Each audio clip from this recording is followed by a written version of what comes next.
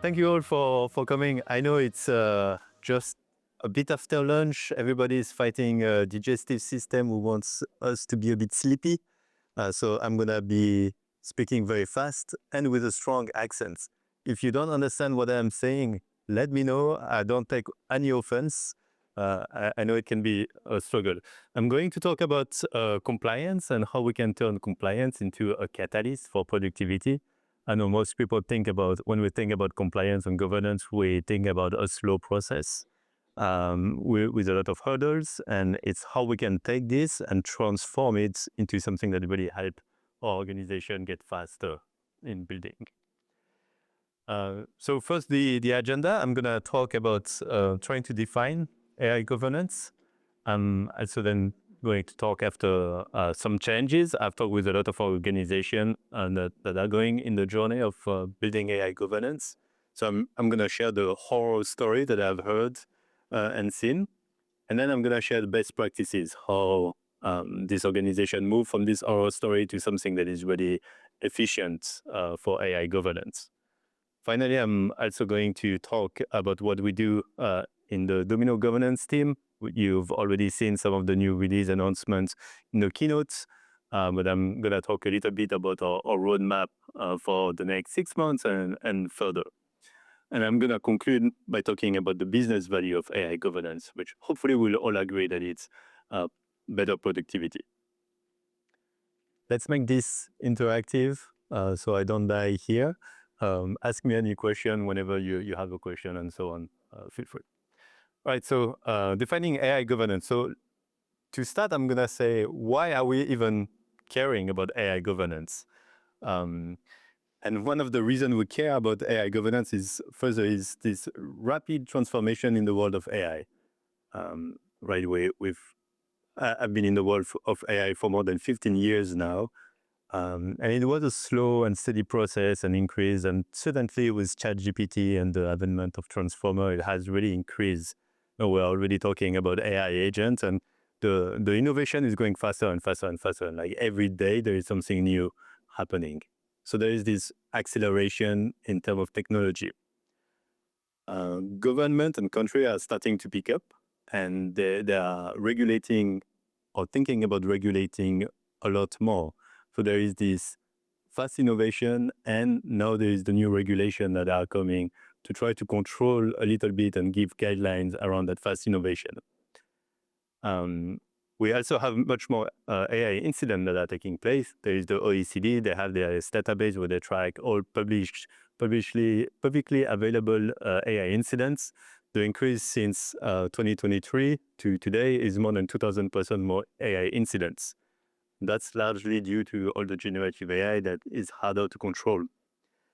And then there is this gap. So we have this state of the world where it's going faster, there is more regulation. Every people leading enterprise know that they really need to regulate. So it's the top priority for 89% of organizations to have AI governance in place. But only a small portion of this organization know how to put this governance in place. And if we go at the board level, it's even worse. They have no idea what to do. And we are here to help. So now AI governance. A few years ago, if we were talking, we would say AI governance is responsible AI. So that's the ethical aspect and the bias aspect of when we build models. But it's not the case anymore. Like it goes beyond just responsible AI. We also have the compliance with law and policy. It's very important. In Europe, you have a 7% fine if you don't follow the EU AI Act. The minimum is like 35 million and maximum is 7%, whichever is the biggest. So that's something very important. But it's not just that. We also need the risk management. Before it was maybe a bit easier to manage risk when you were just doing a prediction. Now you might try to do some automated selling, automated driving and so on. The risk really need to be brought down. So how do you manage this risk? Then the security of the AI system. We were just discussing the previous presentation with Sam, who was saying like we need to know where we are standing in terms of risk. The security of the AI system, the red teaming is also very important. So you know where you might open yourself to prompt injection or where you might have data leakage and so on. And we also have, and this is becoming more and more important, and I think it's becoming more important because the idea of governance is becoming more important at the top level of organization, is what's the return on investment? Building an agentic AI system that is running automatically is very, very expensive. Generative AI by itself can be very expensive, and you just have to look at the stock of NVIDIA to realize that there is some real money happening there. So now, how do you, as an organization, deal with making sure that all the tokens you are generating are actually bringing value to your business? And that's kind of my definition of AI governance. I think we really need to have all the aspects of it together to really call that AI governance. So now some of the changes. And that's a slide for people whom I've talked with have probably already seen this slide. That's how we at Domino think about why AI governance is hard. So there is a problem of completeness and timeliness of the data, right? You are building a new model. Your risk management team is asking you, what data did you use? And typically they will ask you that question once you are already done with the model. So you have to stop working on what you were working, go back, find the data, how it was at that day. So the really the completeness and the timeliness is a problem. Then there's a problem of fragmentation. There are many different policies, many different frameworks that exist, many different laws that don't always align, unfortunately. How do you deal with that as an organization? Then there is the enforcement on the environment itself. Every company I've worked at, we always assume that everybody is only using our product because our product is good enough. But the truth is, it's always a melting pot of many different products working together. So if you are trying to put governance on a state where it's very bespoke, it's very challenging as well. And finally, is and I think it's probably the most important here for governance, is the missing context, being able to have the lineage of, okay, I have a prediction that comes from this model. This model was trained on that environment with this data, on that code running, and so on. So having the full picture of how you got to a decision is very important. No, maybe the person who said that is in this room, or maybe that person is not in this room, but I'd be curious to see if anybody else suffer from this. But some data scientists I'm talking to say that they have to answer multiple times the same question for the same model, but just because they have to give that to different teams, the cybersecurity team maybe, or the ethical AI team. Anybody ever had to answer yes? Me. I'm leading the forums, so I'm You like the questions. So are you the only one creating form, or are there multiple people creating forms? Mostly. Mostly you. Okay, that's good. That's a huge advantage you have. So the problem is the time that is invested and the time that is wasted. I saw stats recently that model developer, now they spend 30% of their time documenting the model they are building. When we know the average salary of model developer, it's, for an organization perspective, it's not a good investment. We need to have them work on a more complex thing than writing documentation. So there is a problem of silos where there are many different teams asking different or similar questions, but they are not sharing the answer.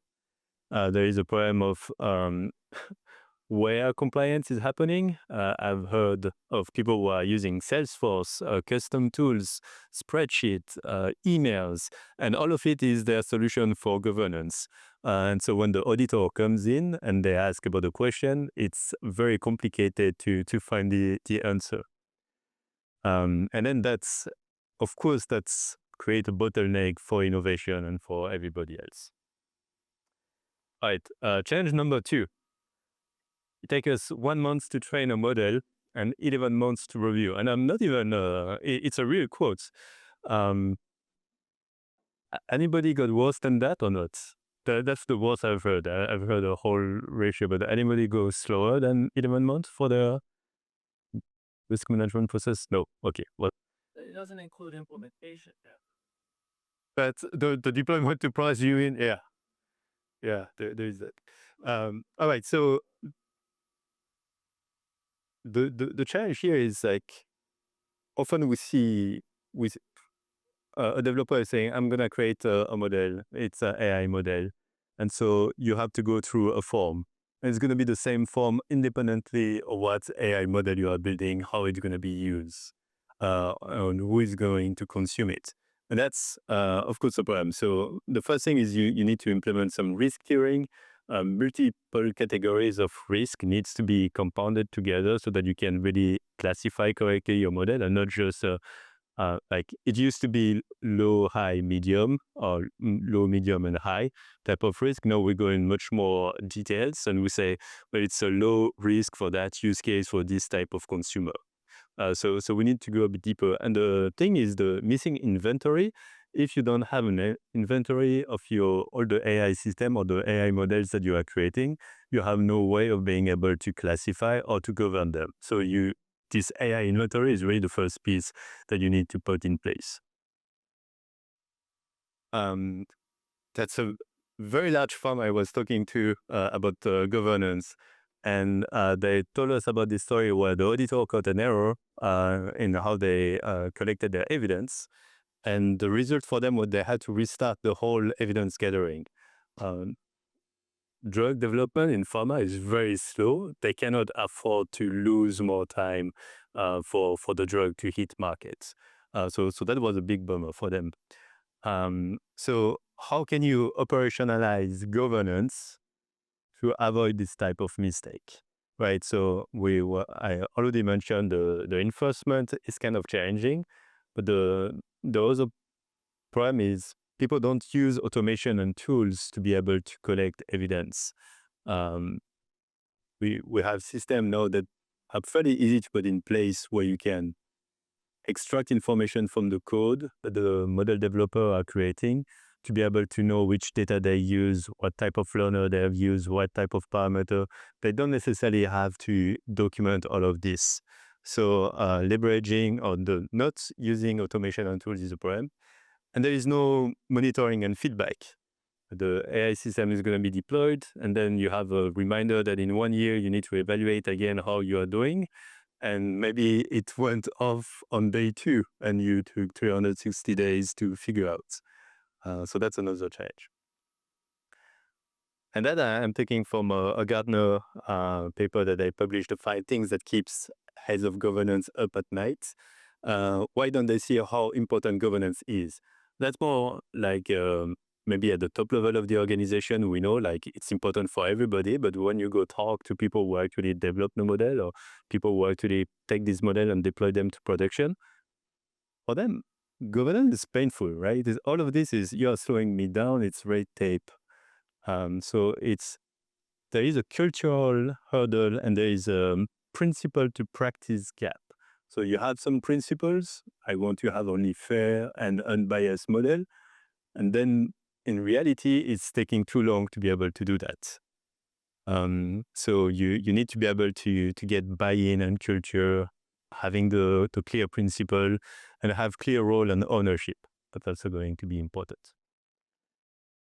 Right, so that was for some oral story. No, I cannot just talk about the bad. I also want to talk a little bit about the good, although I'm half German, so sometimes it's not easy. The first set of best practices that I've seen that really help organization is to move towards integrating governance into existing structure. So don't start from scratch a new structure just for governance. Piggyback on what already exists and feed on to that. So the enterprise alignment, make sure that you have a framework that works. You can use a NIST AI risk management framework, or you can just use again the model risk management framework that exists, but expand them a little bit for the AI use cases. Excellent practice to AI. If you already have a data governance in place, if you have model risk management in place, use this and expand them to be able to also have the AI governance directly. And be very clear about the roles and the structure.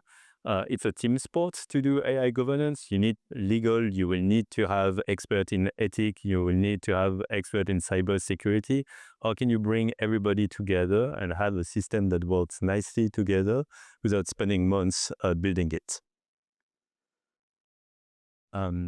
Best practice number 2, automate and embed governance in the workflow. So as I was mentioning, the fact that we are not leveraging some automation to be able to extract information is kind of sad. So automate as much as you can, extract evidence automatically as much as you can. Some organization will be more tolerant to risk and will say, I don't need to have a human in the loop. Most of us are in highly regulated industries, so that's not generally an option. But you can present the right answer to the data scientist who is just going to validate that, yes, the information is accurate. You're already saving some times if you do that. Make sure to have a system where you have a single source of truth. So when you are looking at one model and one thing is telling you, yeah, it's governed, it's safe to use, and something else is telling you, actually, no, it's not safe. That's not great. And that's why you need to have this AI inventory with all the use cases, with all the version of the model, so that you can look and have one clear view. And then embed in the development lifecycle directly. So the goal is, as soon as you have an idea of a new model, the governance process should kick in. It's not once you are done with the model that you start the governance process. It's really at the beginning. And when you want to remove a model from production, governance process is where it stops basically. And you should still have all the auditing capability there. Best practice number 3, standardize and make sure that you are ready to scale. So the use common templates and framework. So don't rebuild the framework of new formula for every new AI use case that you have. Reuse them. Make sure that everybody has been involved in defining them. So you don't have to go back necessarily at redefining them. You want to have a repeatable process so that it's really a rinse and repeat type of approach where you can, and you redo each new model, you can exactly know which process to follow. It's also important to unify the taxonomy and the language. I know it sounds a little bit academic, but if your definition of bias is not the same definition that I have for bias, then it's going to be very challenging for different people to talk together, for different people to evaluate the models, and so on. So really having a clear distinction of how you define things. And the metrics and tracking. Governance can have some KPIs, like how much time it takes to review a model, how much models were deployed and not actually effective. That's also a metric. So you need to have a lot of KPI and use this KPI to improve your governance process. So it's very natural for data scientists to use data to improve their model. We should also use the same feedback mechanism for AI governance and really keep it better by the information and the experience we gather. The continuous monitoring on AI observability, that's an extension of the point I was making about being able to measure and observe what's going on. Our AI models now are not as stable as classical machine learning. They can diverge pretty quickly depending on the input that they have. So the first step now, I would argue, is once you have an idea about a new AI models that you want to create or a new AI system, the first thing is, how are you going to measure this system? How are you going to make sure that this system is behaving the way you expect it to behave? And that should be really your first step in doing anything. Then you have to set up the AI observability so that you can always monitor and always know what is going on, get some feedback from the user. You also need to put in place the learning system so that both the model and, again, the governance process can get better over time. And have AI guardrails. It's fairly easy to put in place. It's very hard to get something that is like iron proof, let's say. But having some dynamic AI guardrails can really prevent and really reduce the risk that your model are exposed to. finally, the best set of guidance is start small and then scale gradually. So focus on high impact use case first. Sometimes it's easier to say I'm gonna focus on things that are not very impactful, so that I learn how to do it. But it's very hard to get the motivation and the traction you need in your organization. So start with something that is very impactful, so that you really can get the motivation and the sponsorship that you need to put that in place. Have a AI governance roadmap in place. It's not a one-day switch. It's really going to be a lot of steps that you need to put in place. You need to be very intentional about how to do that, and your governance roadmap is going to help with that. Embed AI governance into the company culture. AI literacy is very important. It's so important, like in the European AI Act, AI literacy is one of the components that make you pass or not pass. So it's very important for you to train everybody about AI and what are the risks of using and developing AI. And then iterate and adapt. Like I come from the software engineering world. It's important to keep iterating, and we need to keep this philosophy and mindsets even for governance. So, as promised, I'm going to talk a little bit about Domino governance, how we try to address some of the challenges and the best practices. I'm not sure if everybody is familiar with Domino governance. I'm going to do a super quick introduction to Domino governance, but what we build. So I hope you have some idea of what Domino is, but we are an MLOps platform, right? We serve Fortune 100 type of organization. So we have a very, very strong AI factory as a platform. That's where you get access to your data. That's where you get access to your compute, where we set up all the security, role-based access control. At the layer on top of this, we have our MLOps products, how getting access to a model registry, being able to track experiment over time, our project template and our reproducibility engine. Everything that you train in Domino, you can reproduce it because we got access to the data, we got access to all the packages and so on and so forth. And now we're adding a new layer on top of that, the Domino governance layer, where you can define some policy that are applied throughout the life cycle of the model development. You can also manage the model lifecycle directly with the automated policy, and then we give governance visibility. So people who care about governance can get access to information that are important for them. So if they are asking themselves, how many of my models are currently governed and in compliance, they can finally answer this question instead of having to go through millions of emails to answer that question. So that's a little bit what we have today. So and it's only 3 slides, product in a deck, but for risk manager, we have a policy tool where they can define policies and how their governance policy is going to be impacted throughout the model lifecycle. Data scientists, they don't have to go in a different tool. In Domino, they get access to all the evidence notebooks, so they can answer questions about the model they are building, where they are building this model. So that avoid having to copy data, losing some lineage information, and so on. And we give this instant risk assessment view. So for people who care about governance, they can know what are all the bundles, or all the models and the governance that's used for everything that is going there. So now I'm gonna jump into what we're releasing in our June release. And in next keynote, you probably, by the way, it wasn't my voice in the video. It was an AI generated voice of me. So for anybody who think they heard me, it wasn't me.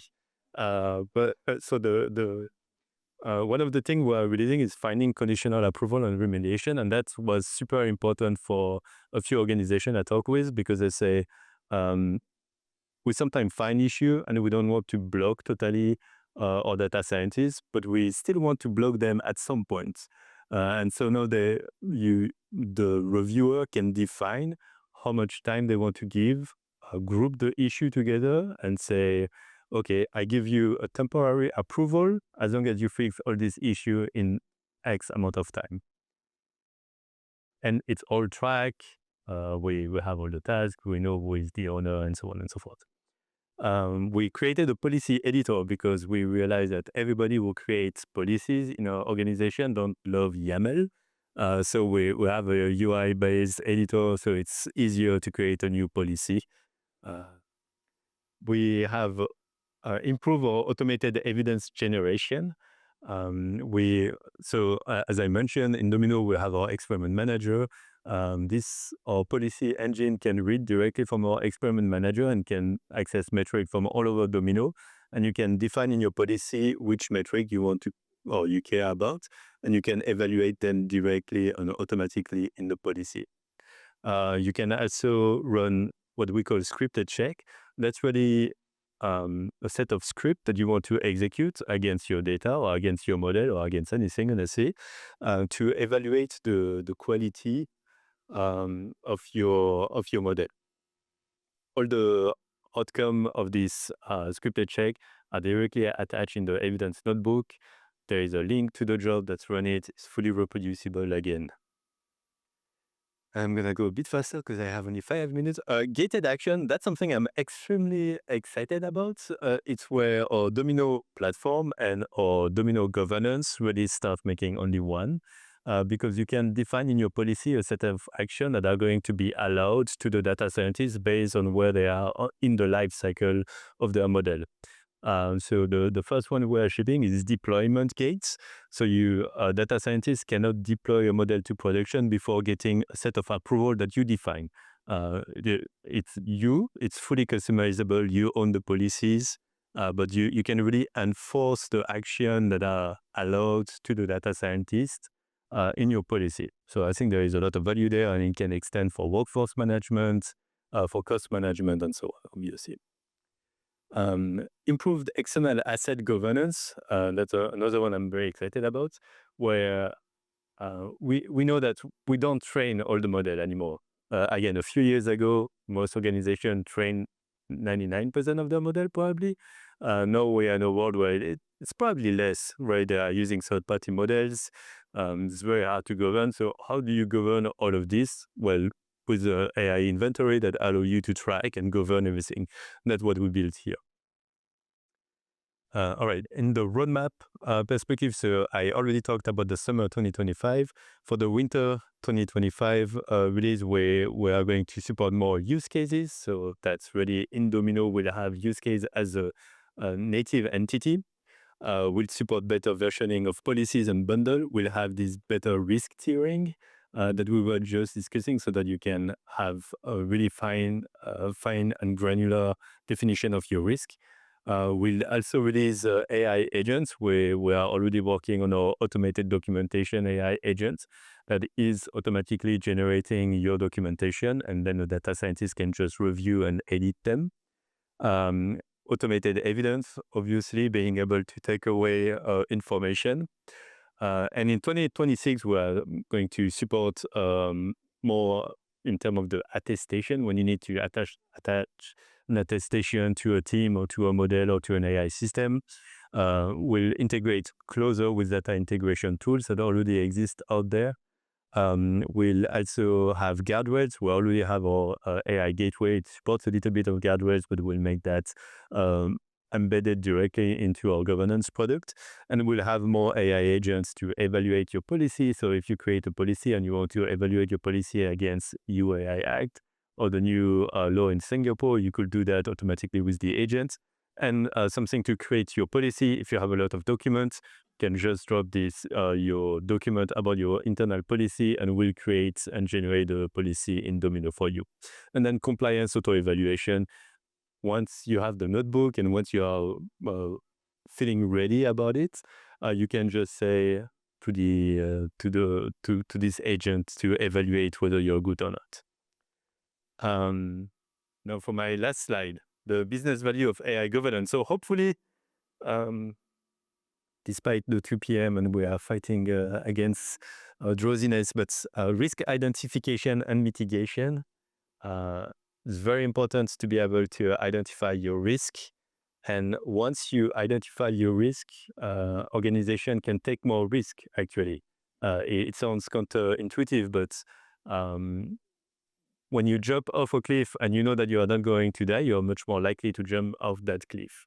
It's kind of maybe not a great way to talk about it, but improve decision quality. Um, Again, because you have better processes in place, you have process where you collect the data, you have different stakeholder that gets in, you can have better quality of decision. Organization can move a bit faster and avoid the paralysis by analysis when you don't really know what you are looking after. The operational efficiency, because we reduce all the like this 30% of time that model developer have to spend to answer question about evidence. Every time people will have to stop their work because they need to give information that was available. So that's very important. And then the strategic and cultural benefits. Um, for the organization is going to be much more willing to do governance once they know that it's valuable and they understand that it really helped the organization. So explain the why it matters, but it really helped from the strategical aspect. And all organizations that are not now thinking about governance, at some point they will be caught catching up with all the other organizations that they already know how to do governance. So it's kind of from a strategical perspective, it's important to think about it like yesterday and not in a couple of years. And that's all for my presentation. So thanks for your time.